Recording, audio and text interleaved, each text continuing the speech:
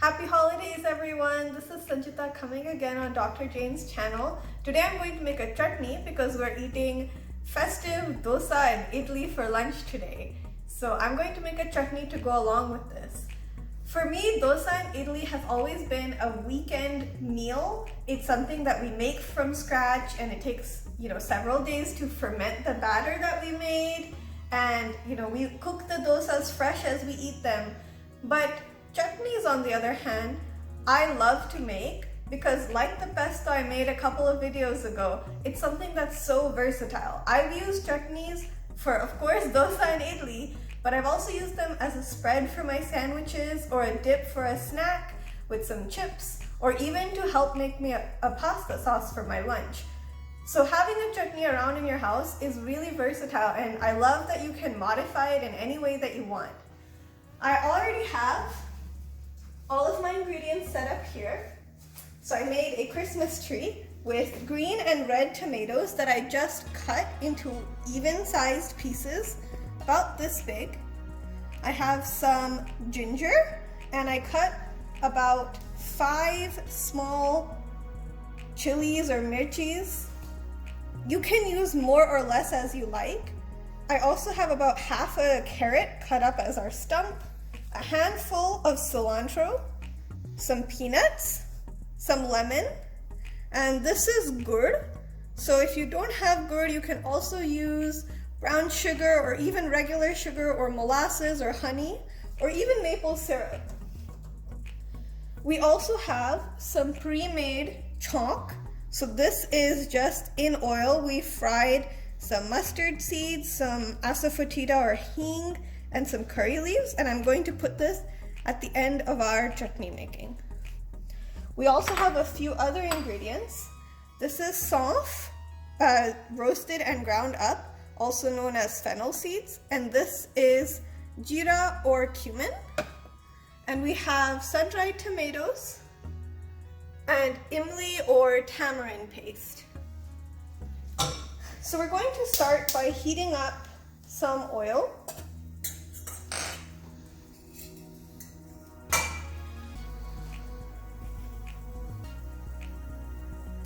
Hopefully even start getting some color in a few minutes. I'm not going to wait too long before adding all of my other ingredients. So all of my ginger, my tomatoes, and my chilies, which I've just roughly chopped everything.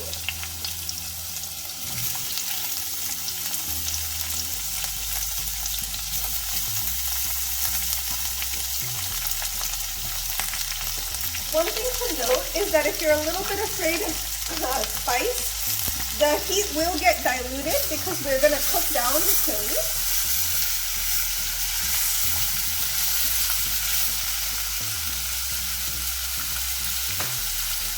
I'm also going to toss in my maybe 1-inch piece of gur, and that will help to caramelize in the heat.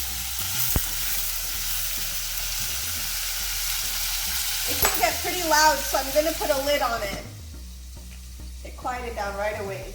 The nice thing with the lid is I can just keep moving everything around in there so nothing sticks to the bottom, but it's also not going to be too loud or splatter on me.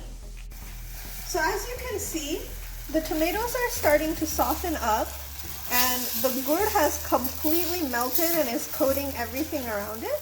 This is a good time for me to start adding my other ingredients. So I'm going to add about half a teaspoon of salt or fennel and about the same amount of cumin. I'm also going to add a little bit of salt.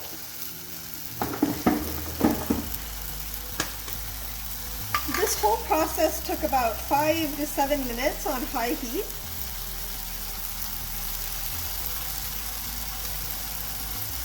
So you'll definitely just have to be patient and keep stirring. Gur can get pretty sticky, so it's important not to let anything sit at the bottom too long.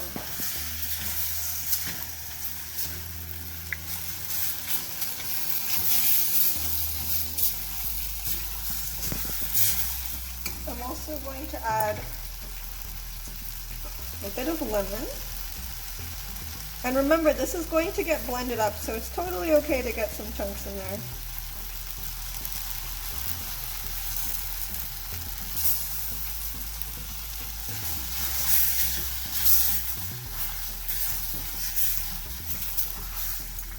And I'm going to start roasting our peanuts, which is about a full cup's worth.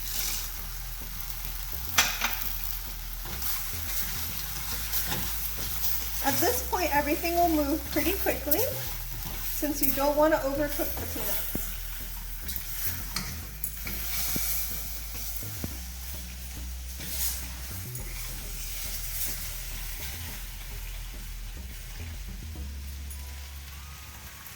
It is a really cold day today, so something sweet and tangy and roasted, kind of like what we're doing here, is such a nice companion to the cool, foggy weather outside. I know we're in California, so it's not the worst it could be, but it definitely has started to feel like winter.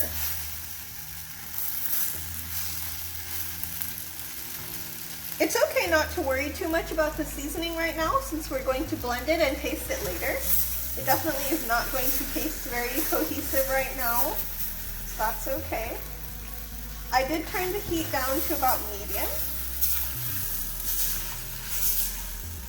And about a minute after adding the nuts, I'm going to add about a half cup of water, partially to get everything unstuck and to help cool it down, and also partially so I can let it simmer for a while. Looking at this, I think I may need another half cup of water, so I'm going to go get some. This is actually my first time making this recipe. I made it special for you guys today. So I'm going to let this water just help cool everything down, simmer, so that the, most stubborn of tomatoes will soften too. Then we're gonna have a nice loose chutney that we can thicken with either a little bit more almond flour, or we can even add, if you would like, more of the nuts, more tomatoes. There are lots of ways to thicken it up. I just want to get everything really nice and soft and almost soupy. That's the vibe for the winter, I think. This also helps get everything sticky off the bottom of the pan, so you're not missing any of that flavor. This is called deglazing the fond. So a lot of times when you cook vegetables, you'll see some of it starting to stick to the bottom and get brown, and it will kind of make this like nice crusty layer. And if you add some cold liquid on that hot pan and then start moving it around, all of that brown stuff off the bottom, that's the fond, gets scraped up and incorporated into whatever you're cooking. And that's where all the flavor is, so we definitely want to make sure we're doing that today. After letting the whole mixture cool down, I've put part of it into the blender. I'll be blending it in stages. Alright. I've just been adding water and slowly mixing everything. I'm adding the last bit of this mixture. And I am really trying to get all of that sauce and everything out of the pan. Again, that's where a lot of the flavor is.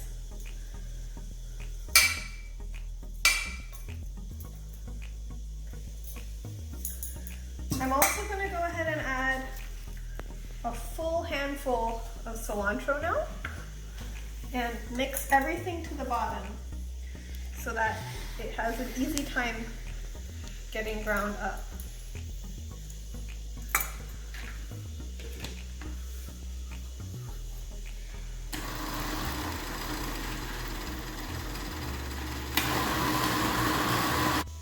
I'm going to taste it now and just see what else we need. It's subtly sweet and it is pretty spicy. So I'm going to go ahead and add in a good amount of these tomatoes, just because I really want to get that roasted flavor. I think it's really nice in the winter. And I also think that it helps helps make this a little bit more of a diverse chutney rather than just being the traditional kind of what you see in Indian restaurants for dosa. I'm also gonna add a little bit of tamarind paste. You should be pretty careful with this. It is very tangy and it is very easy to go overboard. I know that I have in the past, so I'll just put in about half a tablespoon. I'm gonna add a bit more lemon. And this definitely needs a lot of salt. We didn't put a lot earlier, so it is pretty under-seasoned.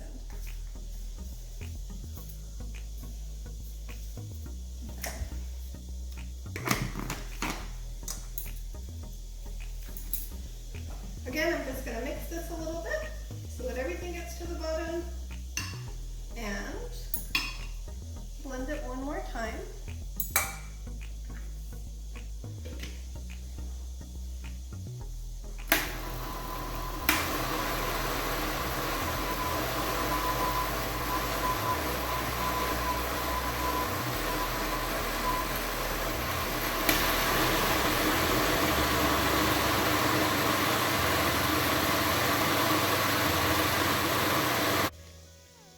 So it's got this really nice texture right now.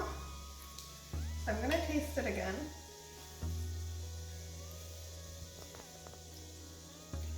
I really like it. Right now, I think that it's not sour enough, so I'm gonna add a little bit more lemon,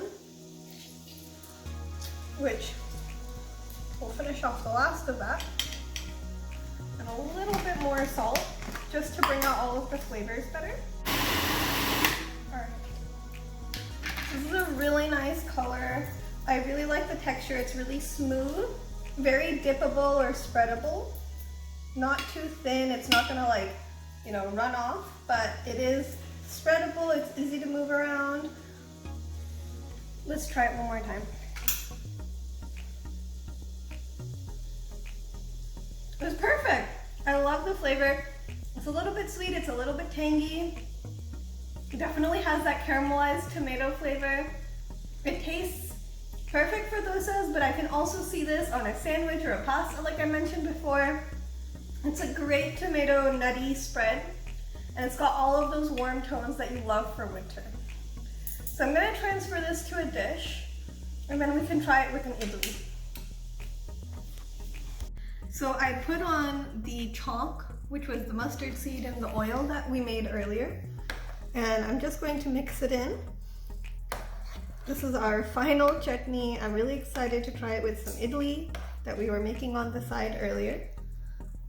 So I'm just gonna dip it.